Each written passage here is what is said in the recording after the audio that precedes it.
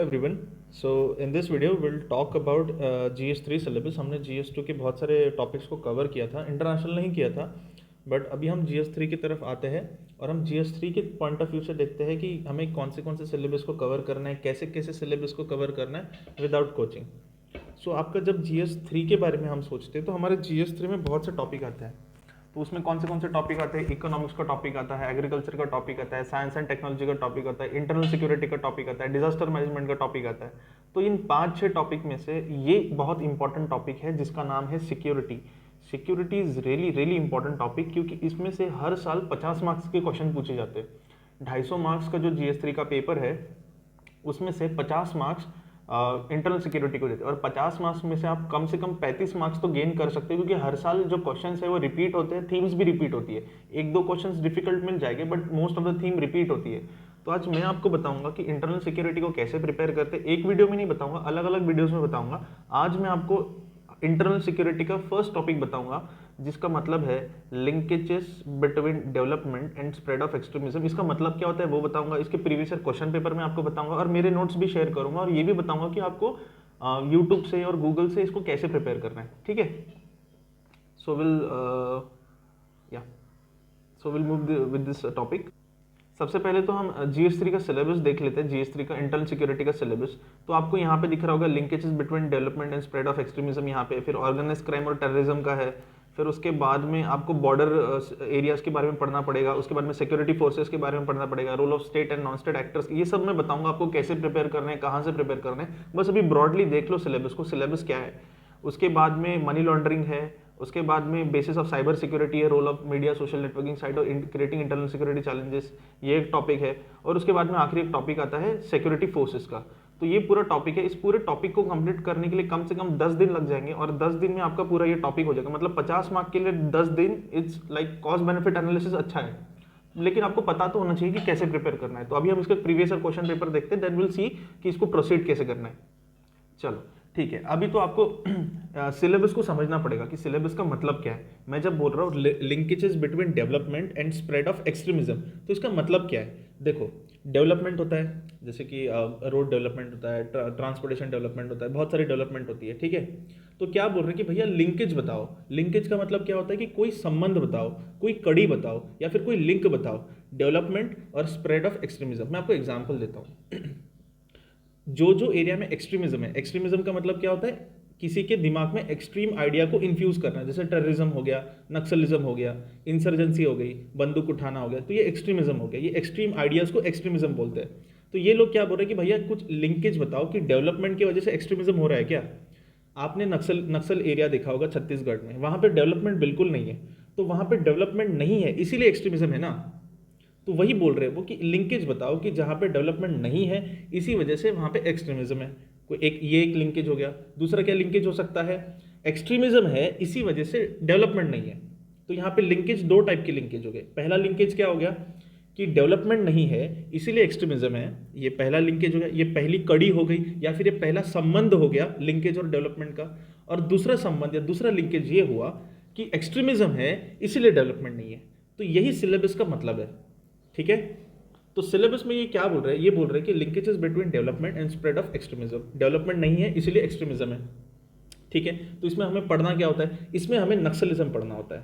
नक्सल affected areas पता होगा आपको, आंध्र प्रदेश का एरिया है, थोड़ा साउथ इंडियन कर्नाटका का एरिया है, थोड़ा महाराष्ट्र का एरिया है, थोड़ा छत्तीसगढ़ का है। छत्तीसगढ़ का बहुत सारा एरिया है, वेस्ट बंगाल का थोड़ा सा एरिया है। तो इस पूरे एरिया में नक्सलिज्म है। ठीक है, अब यहाँ पे नक्सलिज्म क्यों है? क्योंकि डेवलपमेंट नहीं है। तो वही सिलेबस का मतलब है। ठीक है, तो सिलेबस में हमें इस टॉपिक के अंदर दो चीज़ें पढ़नी होती है। पहला नक्सलिज्म, और दूसरा वो है इंसर्जेंसी नॉर्थ ईस्ट।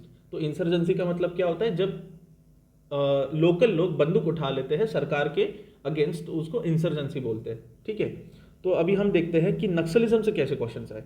नक्सलिज्म से देखो 2020 में एक क्वेश्चन आया, उसके बाद में 2018 में एक क्वेश्चन आया, फिर उसके बाद में 2015 में एक क्वेश्चन आया, उसके बाद 2013 में एक क्वेश्चन आया, और 1990 में एक क्वेश्चन आया। मतलब अभी तक 4-5 क्वेश्चन आके गए इस टॉपिक से। तो ये टॉपिक बहुत इंपॉर्टेंट बन जाता है। अगर इस टॉपिक के बेसिक्स नोट्स आपके पास में होगा तो it will be very handy कि एग्जाम में याद नहीं करना पड़ेगा। ठीक है। तो अभी सबसे पहले तो हम क्वेश्चंस को समझते हैं कि क्वेश्चंस बोल क्या रहा है, डिमांड क्या कर रहा है, उसी हिसाब से हम हमारे नोट्स बनाएंगे, क्योंकि नोट्स हम 20 पेज के तो नहीं बना सकते, एक टॉपिक के 4-5 पेज के नोट्स बनाना पड़ेगा, नक्सलिज्म के 4-5 पेज के नोट्स बनाना पड़ेगा, उसी में से लिखना पड़ेगा, नहीं तो फिर नक्सलिज्म में पढ़ते रहेंगे हम लोग। तो सबसे पहले मैंने क्या किया, पहले यूपीएससी के सारे क्वेश्चंस को एक जगह जमा कर लिया, जिससे मेरे को पैटर्न समझ में आया कि यूपीएससी का नक्सलिज्म से क्या पैटर्न है। उसके बाद मैंने बहुत सारे कोचिंग के क्वेश्चंस उठा लिए, जो मतलब अवेलेबल होता है ऑनलाइन, आईएस बाबा का हो गया, इनसाइट का हो गया, या फिर दृष्टि के हो गया, तो उनके 4-5 क्वेश्चन उठा लिए मैंने, और फिर मैंने एक ब्रॉड फ्रेमवर्क बनाया कि मैं इसको नक्सलिज्म को ऐसे पढ़ूंगा। तो पहले तो हम यूपीएससी के क्वेश्चंस को देखते हैं, क्योंकि क्वेश्चन समझेगा तभी तो समझ में आएगा कि पढ़ना क्या है। क्वेश्चन ही नहीं समझ में आएगा तो फिर इंटरनल सिक्योरिटी पढ़ते ही रहेंगे, फिर कभी खत्म ही नहीं होगा। क्वेश्चन नंबर 4 पढ़ते पहले, जो 1990 में आया था। क्वेश्चन नंबर 4 क्या बोल रहा है, analyse the different phases of Naxalism movement from its inception to present day, what were the initial drawback of the movement. देखो क्वेश्चन क्या बोल रहा है, नक्सलिज्म के कुछ फेजेस थे। जब आप नक्सलिज्म पढ़ोगे तो आपको फेजेस मालूम पड़ेगा कि नक्सलिज्म का फर्स्ट फेज क्या था, 1967-70 से लेके तो 72 तक, फिर उसके बाद 72-73 से लेके तो 2004 तक, और 2004 से लेके तो 2020 तक। तो ये 3 फेजेस में नक्सलिज्म डिवाइडेड है। जब आप थ्योरी पढ़ोगे आपको पता चल जाएगा। तो आपको एनालाइज द डिफरेंट फेजेस बोला है, तो आपको 3 फेजेस के बारे में बताना है कि उसका इंसेप्शन मतलब कब शुरू हुआ था, और प्रेजेंट डे आज उसका स्टेटस क्या है। मैं आपको एग्जांपल बताता हूँ कि जब वो शुरू हुआ था नक्सलिज्म तो 200 डिस्ट्रिक्ट में फैला हुआ था नक्सलिज्म, और आज प्रेजेंट डे में सिर्फ 90 डिस्ट्रिक्ट ऐसे हैं जहां पे नक्सलिज्म है। ठीक है, अब आपको बताएं कि उसके बाद क्या पूछा है, what were the initial drawback of the movement. मतलब जब नक्सलिज्म शुरू हुआ था, नया नया था, तो उसमें क्या क्या ड्रॉबैक्स थे, क्या क्या प्रॉब्लम्स थी, जिसकी वजह से नक्सलिज्म इतना बढ़ नहीं पाया। 2004 के बाद नक्सलिज्म बहुत बढ़ा, तो ये आपको बताना है। ठीक है, नोट्स में से हो जाएगा ये। ठीक है, अब तीसरा क्वेश्चन क्या पूछा है, article 224 of the Indian constitution related to the administration of schedule area and tribal area. ठीक है, analyse the impact of non implementation of the provision of 5th schedule on the growing left wing extremism. अब देखो मैं आपको बताता हूँ, देखो constitution में एक बहुत अच्छा प्रोविजन दिया है जहाँ पे हम एडमिनिस्ट्रेटिव, जहाँ पे हम जो ट्राइबल एरियाज होते हैं, जो शेड्यूल एरियाज होते हैं, वहाँ पे हम एडमिनिस्ट्रेशन बहुत अलग तरीके से करते हैं। ठीक है, कॉन्स्टिट्यूशन में उसके लिए प्रोविजन है, 5th शेड्यूल है, 6th शेड्यूल है। तो होता क्या है, जो ये प्रोविजंस होता है, इन प्रोविजन का प्रॉपर इम्प्लीमेंटेशन नहीं होता है इन शेड्यूल एरिया में, ट्राइबल एरिया में। तो जब कॉन्स्टिट्यूशन के प्रोविजंस का सही तरीके से इन ट्राइबल एरियाज में इम्प्लीमेंटेशन नहीं होगा, तो इम्प्लीमेंटेशन नहीं होगा तो डेवलपमेंट नहीं होगा, डेवलपमेंट नहीं होगा तो करप्शन होगा, करप्शन होगा तो फिर ये लोग हमेशा सरकार से नाराज रहेंगे, और इसीलिए ये हाथ में बंदूक उठाएंगे। तो इसीलिए बोला है कि कॉन्स्टिट्यूशन में जो प्रोविजंस दिए हैं और जो ग्राउंड लेवल पे इंप्लीमेंट नहीं होते हैं, उसी वजह से हमारे इंडिया में नक्सलिज्म बढ़ रहा है। इस स्टेटमेंट को आप एक्सप्लेन करिए, एनालाइज करिए। तो आपको एग्जाम्पल्स के थ्रू बताना पड़ेगा, जब हम नोट्स मैं आपके साथ शेयर करूंगा तब मैं आपको बताऊंगा। ठीक है, तो 3rd क्वेश्चन समझ में आया। 4th क्वेश्चन पढ़ते हैं, the persisting drives of the government for development of large industry in backward areas have resulted in the isolation of tribal population and farmer who are facing multiple displacement with Malankari and Naxalbari foci. Discuss the corrective strategy needed to win the left-wing extremism doctrine affected citizens back into the mainstream and of social and economic growth. देखो बड़ा question है, समझने में थोड़ा difficult जाता है, लेकिन बहुत इजी अगर हम इसको टुकड़ों में बांट देंगे तो। पहले तो किसी भी क्वेश्चन, अगर आपको कभी भी बड़ा क्वेश्चन दिखता है ना, तो उसको टुकड़ों में बांटो, पहला टुकड़ा, दूसरा टुकड़ा और तीसरा टुकड़ा। तो हम इसको टुकड़ों में बांटते हैं पहले। ठीक है, पहले क्या पूछ रहे हैं देखो, ये पहला फेजेस हम इसको बोल सकते हैं। देखो क्या बोल रही है, the persisting drives of government for development of large industries in backward areas have resulted in isolating of tribal population. अब इसका मतलब क्या है, देखो गवर्नमेंट क्या चाहती है, कोई भी इंडस्ट्री आती है तो गवर्नमेंट क्या बोलती है कि भैया आप ये इंडस्ट्री बैकवर्ड एरिया में जाके लगा लो। अब ऐसा क्यों बोलती है गवर्नमेंट इसीलिए ऐसा बोलते हैं कि ताकि बैकवर्ड एरिया में जाएगी ये इंडस्ट्री, बैकवर्ड एरिया के लोगों को क्या मिलेगा, एम्प्लॉयमेंट मिलेगा, एम्प्लॉयमेंट मिलेगा तो वहाँ का रीजन डेवलप होगा। ठीक है, बट हो क्या रहा है, ये इंडस्ट्रीज वहाँ जाती है, उन गरीब ट्राइबल लोगों का ज़मीन ले लेती है, तो ट्राइबल लोग इससे खुश नहीं होते, ये लोग डिस्प्लेसमेंट हो जाते हैं। एक जगह उनका ज़मीन आप ले लोगे, वहाँ पे आप बहुत बड़ा इंडस्ट्री बिठाओगे, तो सरकार क्या बोलती है कि हम आपको डिस्प्लेस करके किसी और जगह शिफ्ट कर देंगे, लेकिन ट्राइबल लोग ये नहीं मानते। ठीक है, तो उससे क्या हो रहा है, जो ट्राइबल लोग हैं ये लोग गन उठा लेते सरकार के अगेंस्ट, इन बड़े बड़े इंडस्ट्रियलिस्ट के अगेंस्ट। तो इसीलिए नक्सलिज्म बढ़ रहा है। जो गवर्नमेंट प्लान कर रही है ना कि वहां पे जाके इंडस्ट्रीज बिठा देंगे तो उनका डेवलपमेंट होगा, नहीं, इससे लोग गवर्नमेंट से और दूर जाते हैं, इससे लोगों के बीच में गवर्नमेंट के लिए विश्वास कम होता है, इसीलिए लोग बंदूक उठाते हैं। अब बोल क्या रहे, ये पहला फेज हुआ। दूसरा फेज में क्या बोल रहे हैं, discuss the corrective strategy needed to win left wing extremism.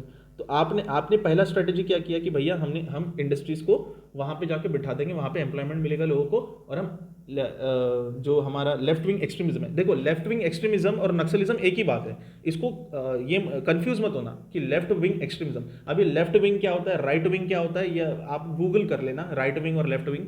Left wing का मतलब होता है ऐसे लोग जो रिवॉल्यूशन चाहते हैं, राइट विंग का मतलब होता है जो लोग रिवॉल्यूशन नहीं चाहते। तो ये लोग लेफ्ट विंग से इंस्पायर है, इसीलिए नक्सलिज्म को और लेफ्ट विंग को साथ साथ बोलते हैं, कभी लेफ्ट विंग बोलेंगे या फिर कभी नक्सलिज्म बोलेंगे, तो एक ही बात है।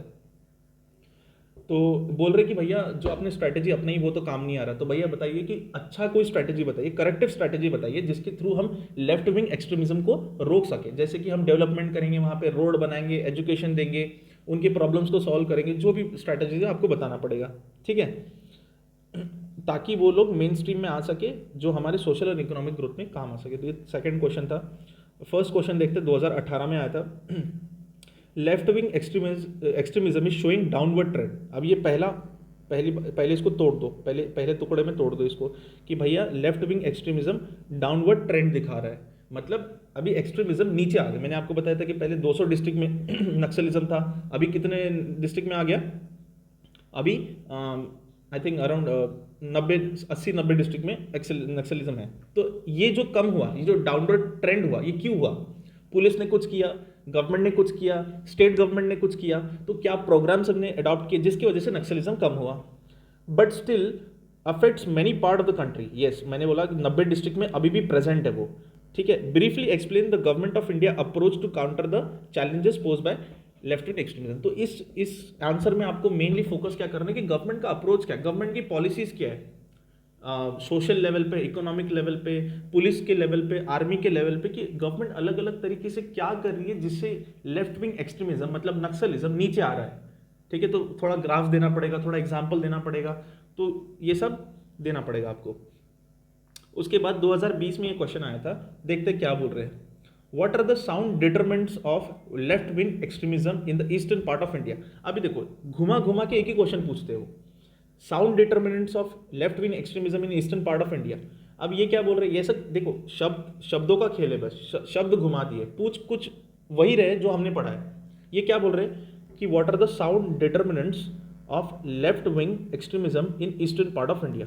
अब डायरेक्टली ये लोग क्या पूछ रहे पता है, ये लोग पूछ रहे कि भैया कारण क्या है कि लोग नक्सलिज्म की तरफ जाते हैं या फिर नक्सलिज्म बढ़ रहा है इंडिया में, क्या कारण हो सकता है? जो नीचे हमने क्वेश्चन में देखा था वही कारण हो सकता है, डेवलपमेंट नहीं होता है, ठीक है, उसके बाद में गवर्नमेंट का अप्रोच ठीक नहीं है, तो बहुत सारे रीजन है, जब आप थ्योरी पढ़ोगे तो आपको पता चलेगा। तो इन शॉर्ट में ये लोग घुमा के वर्ड्स को घुमा के क्या पूछ रहे हैं कि लेफ्ट विंग एक्सट्रीमिज्म इंडिया में क्यों पनप रहा है, ईस्टर्न पार्ट में क्यों पनप रहा है, क्या रीजन है कि लोग नक्सलिज्म को ज्वाइन करते हैं। What strategies should government of India, civil administration and security forces adopt to counter the threat. अब देखो नीचे भी वही पूछा था कि गवर्नमेंट क्या कर रही है, देखो यहाँ पे भी वही पूछा था गवर्नमेंट का अप्रोच क्या है, और यहाँ पे भी देखो वही पूछा है गवर्नमेंट का अप्रोच क्या है। तो थीम बार बार रिपीट होती है यूपीएससी में, ये बात ध्यान में रख लेना, क्योंकि जो आप नीचे के लिए पढ़ोगे वही वहाँ का कंटेंट ऊपर भी कॉपी पेस्ट मारना है, ठीक है। फिर सिविल एडमिनिस्ट्रेशन क्या कर रहा है, जो आईएएस आईपीएस लोकल ऑफिसर्स होते हैं और जो सिक्योरिटी फोर्सेस होते हैं जैसे पुलिस वाले हो गए, आर्मी वाले हो गए, क्या कर रहे हैं जिसके थ्रू हम लेफ्ट विंग एक्सट्रीमिज्म को कम कर सकते हैं। तो बहुत ही सिंपल क्वेश्चन था, ज़्यादा इतना कुछ दिमाग लगाने वाला क्वेश्चन है, 4-5 पेजेस के नोट्स बनाने हैं और फिर इसको पढ़ना है। तो मैंने क्या किया, अब ये थे यूपीएससी के क्वेश्चन, अब मैंने क्या किया, कुछ क्वेश्चंस कोचिंग वालों को भी निकाल लिए कि मैं थोड़ा कंपेयर करूं और एक ब्रॉड अंडरस्टैंडिंग आए कि पढ़ना क्या है। तो उसके बाद में मैंने कुछ कोचिंग वालों के भी देख लिया कि देखते क्या इसमें से क्या निकलता है। तो 5 क्वेश्चन निकाले कोचिंग वालों से, तो देखते कोचिंग वाले क्या पूछ रहे हैं। The former prime minister of India called naxalism as the gravest internal security to the country, should army be deployed in Naxal affected area. अब देखो आर्मी अगर तुम नक्सल अफेक्टेड एरिया में डाल दोगे तो क्या होगा, क्या होगा, ह्यूमन राइट वायलेशन होगा। आर्मी क्या के लिए होती है, आर्मी किस लिए होती है, आर्मी होती है बॉर्डर के लिए। आर्मी को अगर तुम कंट्री के अंदर लगाओगे तो क्या होगा, ह्यूमन राइट वायलेशन होगा, वो किसी को भी गोली मार देंगे, है ना। तो वो पूछ रहे कि शुड आर्मी बी डिप्लॉयड, हाँ या ना, तो हाँ के लिए कुछ पॉइंट्स दे दो, ना के लिए कुछ पॉइंट्स दे दो, एंड में बोलना कि आर्मी नहीं चाहिए, पुलिस वाले चाहिए, ठीक है। और farmer prime minister Manmohan Singh ने बोला था कि नक्सलिज्म एक बहुत ज़्यादा ग्रेवेस्ट थ्रेट है हमारी इंटरनल सिक्योरिटी को। तो क्यों है? क्योंकि नक्सलिज्म से क्या क्या हो सकता है, रेडिकलाइजेशन हो सकता है, लोग बंदूक उठा सकते हैं, इलीगल ड्रग ट्रेड होता है, बहुत सारी चीज़ें होती है, इसलिए थ्रेड बोला है इसको। What do you understand by LW? LW मतलब लेफ्ट विंग एक्सट्रीमिज्म। आपको क्या समझ में आता है, इसका मतलब क्या होता है, नक्सलिज्म का मतलब क्या होता है, तो ये आपको समझाना पड़ेगा। Naxalism are often called as messiah of the poor and downtrodden. Do you agree with this? Yes. अब मैंने आपको बताया था जो गरीब लोग हैं, जो पुअर लोग हैं, जो फार्मर लोग हैं, ये लोग नक्सल्स का साथ देते हैं, इसीलिए तो नक्सल्स अटैक कर पाते हैं पुलिस वालों पे। तो ऐसा क्यों बोला जाता है कि गरीबों का मसीहा है नक्सल्स? क्यों क्यों बोला जाता है ऐसा? इसका रीज़न ये है क्योंकि गवर्नमेंट और जो लोकल लोग हैं उनके बीच में ट्रस्ट डेफिसिट है। ट्रस्ट डेफिसिट है तो फिर लोकल लोग किसको ट्रस्ट करते हैं? नक्सल्स को ट्रस्ट करते हैं। तो ये आपको बताना है। While underdevelopment often leads to extremism, one cannot completely rule out the impact of later on the former. Discuss with the example in the context of India. देखो क्या पूछ रहे कि भैया अंडर डेवलपमेंट मतलब जहाँ पे डेवलपमेंट नहीं, जहाँ पे रोड नहीं, जहाँ पे अस्पताल नहीं, जहाँ पे सिविल एडमिनिस्ट्रेशन नहीं, जहाँ पे पुलिस नहीं, जहाँ पे ट्रेन नहीं, जहाँ पे टावर नहीं, वहाँ पे क्या होता है? एक्सट्रीमिज्म होता है। जैसे हमने नक्सल अफेक्टेड एरियाज में देखा है, दांतेवाड़ा रीजन है, हमारे महाराष्ट्र में भी एक ये है, क्या चंद्रपुर जगह है, वहाँ पे भी होता है। पर आप ये भी नहीं बोल सकते हैं rule out that the impact of latter. Latter का मतलब क्या होता है? देखो ये लेटर बोला यहाँ पे, लेटर का मतलब एक्सट्रीमिज्म, यहाँ पे एक्सट्रीमिज्म की बात है। लेटर ऑन द फॉर्मर मतलब एक्सट्रीमिज्म से भी अंडर डेवलपमेंट होता है। तो ऐसा भी होता है कि अंडर डेवलपमेंट से एक्सट्रीमिज्म आता है ना, और एक्सट्रीमिज्म से भी अंडर डेवलपमेंट होता है। जैसे आप मान लो तालिबान देख लो, अब तालिबान वहाँ पे इतना एक्सट्रीमिज्म है, इतना एक्सट्रीमिज्म है, लोग गोलियां मार रहे हैं एक दूसरे को, तो वहाँ पे डेवलपमेंट हो रहा है क्या? नहीं हो रहा है, अंडर डेवलपमेंट हो रहा है ना। वैसे कश्मीर देख लो, कश्मीर में वहाँ पे भी क्या है? एक्सट्रीमिज्म बहुत है, तो कहाँ वहाँ पे डेवलपमेंट हो रहा है? नहीं हो रहा है। तो यही बोल है, मतलब ये लिंकेज वाला क्वेश्चन है कि भैया अंडर डेवलपमेंट से एक्सट्रीमिज्म हो रहा है और एक्सट्रीमिज्म से अंडर डेवलपमेंट हो रहा है। तो ये भी आपको एग्जाम्पल के साथ में बताना है। दूसरा क्वेश्चन क्या है? What are the linkage between development and spread of extremism? जो क्वेश्चन नंबर 3 है ना, वही क्वेश्चन नंबर 2 में पूछा है। क्या लिंकेज है? 2 लिंकेज है। पहला लिंकेज क्या है? अंडर डेवलपमेंट से एक्सट्रीमिज्म होता है। दूसरा लिंकेज क्या है? एक्सट्रीमिज्म से अंडर डेवलपमेंट होता है। तो यही लिंकेज, दूसरा और तीसरा क्वेश्चन सेम है। पहला क्वेश्चन क्या पूछ रहा है? Paradoxically development has serve as both a cause for development of left wing extremism and also solution it comment. देखो जो पहला दूसरा क्वेश्चन है सेम ही है, पूछ क्या रहे हैं? पैराडॉक्स है बोलते। क्या चीज़ का पैराडॉक्स है? कि development has served as both of development of left-wing extremism.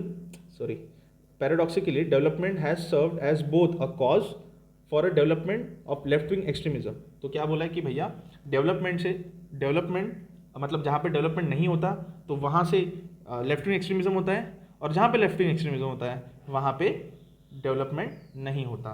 तो ये पैराडॉक्स है बोलते हैं। तो इसका सोल्यूशन बताइए। तो ये मैंने सारे क्वेश्चंस आपके साथ डिस्कस किए। इसके बाद मैं आपको फोकस एरिया बताता हूँ कि फोकस एरिया क्या है। ये तो नहीं है, वेट अ सेकेंड।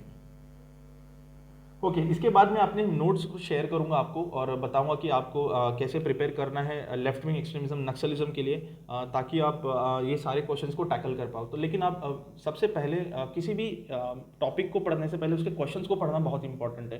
क्वेश्चन से ही हमें आइडिया आता है कि हमें क्या पढ़ना चाहिए और क्या नहीं पढ़ना। तो मैं अभी अगले वीडियो में एक ब्रॉड फ्रेमवर्क आपको बताऊंगा कि आपको क्या पढ़ना है क्या नहीं पढ़ना है, जिससे आप नक्सलिज्म का टॉपिक घर बैठे ही कर पाओ। किसी कोचिंग पे आपको डिपेंड नहीं करना है, गूगल और यूट्यूब का सहारा लेना है। कैसे गूगल का सहारा लेना है, कैसे यूट्यूब का सहारा लेना है, मैं आपको नेक्स्ट वीडियो में बताऊंगा। चलो आज के लिए इतना ही।